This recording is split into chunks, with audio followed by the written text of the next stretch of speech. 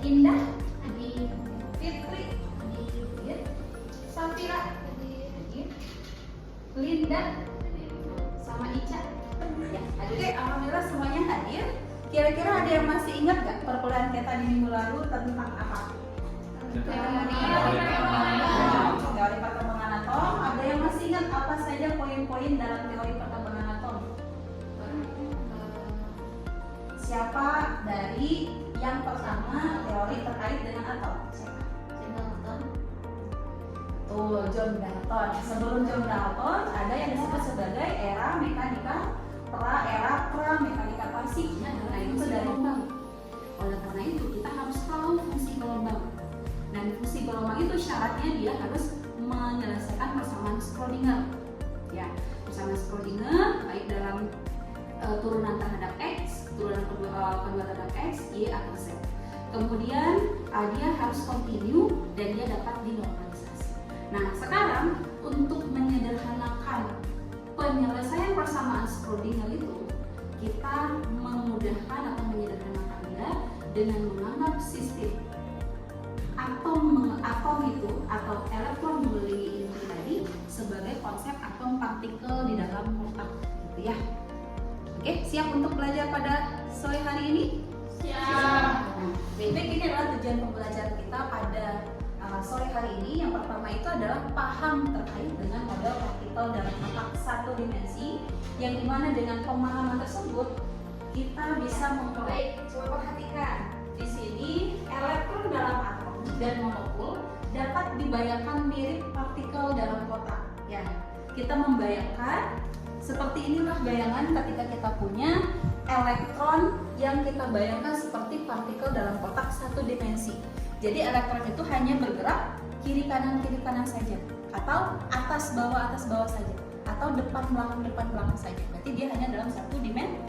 Pesan memantul di antara dua tembok padat yang terpisah sejauh L. Berarti dia hanya bergerak dalam ruang dari 0 hingga. Baik, pertama kita pahami sistem fisiknya terlebih dahulu. Sistem fisiknya di sini kita bisa mengetahui bahwa kita bisa membaginya dalam 3 region atau 3 daerah, di mana daerah pertama ini kita menganggap energi potensialnya sangat tinggi sekali. Kalau sangat tinggi, berarti energi kinetiknya itu sama dengan 0. Berarti di sini tidak akan ada elektron yang bergerak. Sedangkan pada region 2, itu energi potensialnya sangat rendah atau bisa dibilang 0. Dan disinilah pergerakan dari elektron. Disinilah energi kinetiknya tinggi. Nah, dan pada region yang ketiga itu energi potensialnya bisa sangat tinggi kembali. Berarti elektron juga tidak akan bergerak di sini. Berarti sistem dari partikel dalam kotak itu konsepnya adalah kita membayangkan elektron hanya berada pada ruang kedua. Ya, ketika kita sudah memahami sistem tersebut, langkah kedua adalah tentukan energi total sistem. Nah, karena kita berada pada region kedua, elektronnya hanya berada pada region kedua. Di region kedua ini kita bisa memahamkan bahwa energi total yang ada pada sistem adalah sumber dari energi potensial dengan energi kinetik. Dan di mana di sini energi potensialnya bernilai berapa? 0. Energi kinetiknya nilainya setengah mv kuadrat. Masih ingat dengan rumus energi kinetik? Nilai dari momentum nilainya adalah massa dikali dengan kecepatan. Ketika massa sama kecepatan ini kita kuadratkan, berarti kita punya P kuadrat.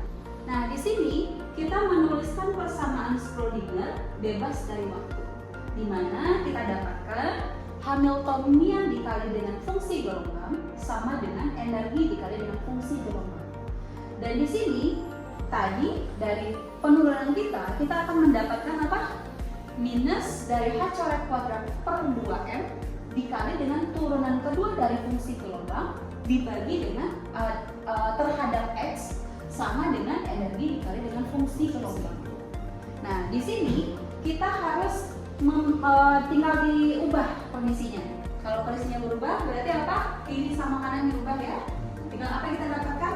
Turunan kedua dari fungsi gelombang terhadap X sama dengan minus dikali dari 2 kali massa elektron kali energi bagi H coret kuadrat dikali dengan fungsi gelombang. Nah, coba lihat di sini. Turunan kedua dari sebuah fungsi nilainya sama dengan minus dari sebuah konstanta dikali dengan fungsi gelombang. Nah, yang menjadi pertanyaan di sini adalah coba dipikirkan sebuah fungsi yang turunan keduanya tetap menjadi fungsi itu lagi, tetapi di depannya ada sesuatu dan harus ada minus di depannya. Kira-kira, tetapi di depannya harus ada minus dan sebuah konstanta. Nah, kira-kira fungsi apa yang kalau kita turunkan dia menjadi turunan dia sampai 2 kali turunan, kita akan mendapatkan dia lagi? Fungsi apa? Pintar, fungsi sinus, betul. Fungsi apa lagi kira-kira? Kosinus, wah pintar ya. Nah, di sini kita bisa lihat kalau kita turunkan fungsi yang mungkin itu adalah yang pertama adalah fungsi sin. Nah, jika kita punya fungsi x ini, fungsi bilangan gelombang ini, a sin kx, turunan pertamanya apa?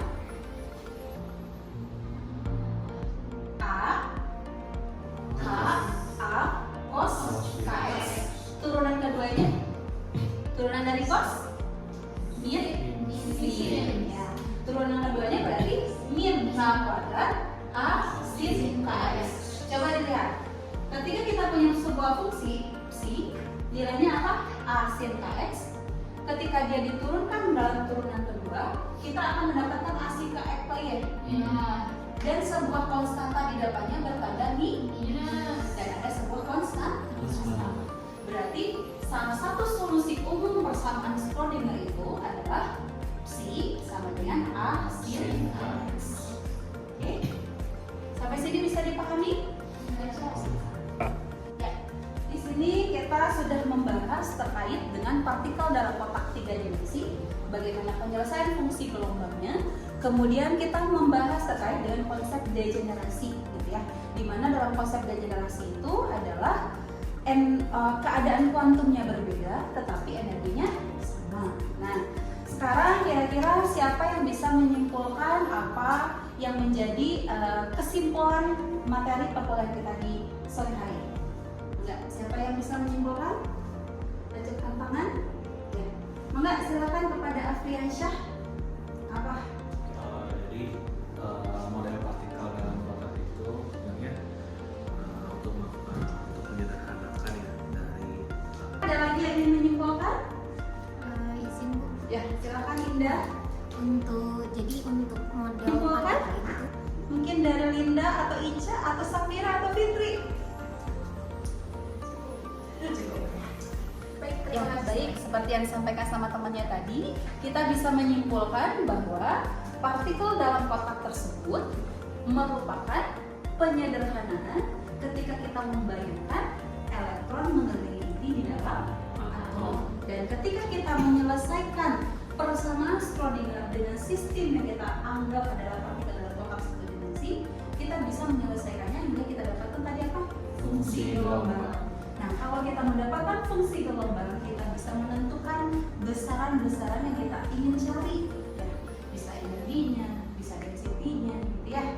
Nah, kemudian model tadi bisa kita perluas lagi anutannya dalam kotak 2 dimensi, 3 dimensi. Sampai sini ada pertanyaan atau ada yang masih penasaran atau masih bertanya-tanya hingga kita masuk ke materi dalam partikel dalam kotak?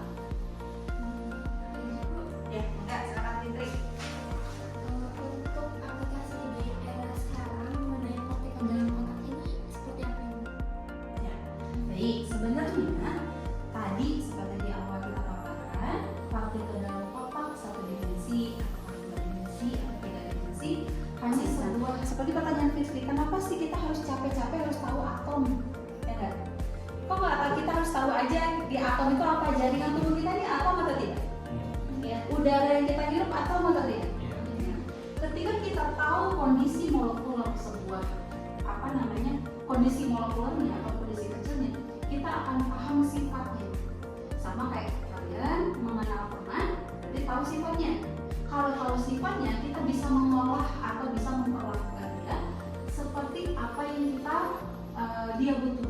yang kita butuhkan. Ya. Begitu juga benda atau material. Kalau kita tahu dia bagaimana sifatnya, untuk tahu sifat tersebut kita harus tahu strukturnya. Itu kenapa kita belajar struktur atom. Ketika kita udah tahu struktur atom, di bumi ini tidak dalam bentuk atom saja kondisinya. Bahkan O2 saja itu ada 2 buah atom oksigen berikatan. Nah, ketika dia dalam bentuk molekul, kita juga harus tahu sifatnya dia. Kalau kita paham sifat atom, kita paham struktur dari pemahaman kita terhadap struktur atom, dan kita paham struktur dari molekul, kita akan tahu sifat molekul. Ketika kita tahu sifat molekul, kita bisa memanfaatkan dia untuk kehidupan kita. Oke, kalau tidak ada pertanyaan, kita tutup perkuliahan kita. Seperti biasa ya, kita ada oleh-oleh untuk di rumah, yaitu mengulang kembali pelajarannya dengan mengerjakan tugas yang diberikan. Silakan kalau misalnya ada yang ingin ditanyakan di grup ya, di grup WA atau di LMS, terbuka untuk bertanya di situ dan dikumpulkan di minggu depan. Bagi yang ingin memperluas lagi, kalau di sini kan pertanyaannya hanya sampai 3 dimensi berbentuk kubus. Nah, yang berbentuk segi panjang atau segi panjang juga boleh, atau berbentuk balok maka juga boleh dilakukan. Itu adalah menjadi bonus tambahan dari tugasnya ya. Ini tugas yang wajibnya ada 4 ini. Oke, kita tutup perkuliahan kita dengan ucapan alhamdulillahirobbilalamin dan doa kafaratul majelis. Subhanallahumma wa bihamdika asyhadu an la ilaha illa anta astaghfiruka wa atubu ilaik. Yang baik, selamat mengerjakan tugas. Semoga selalu sehat. Assalamualaikum warahmatullahi wabarakatuh.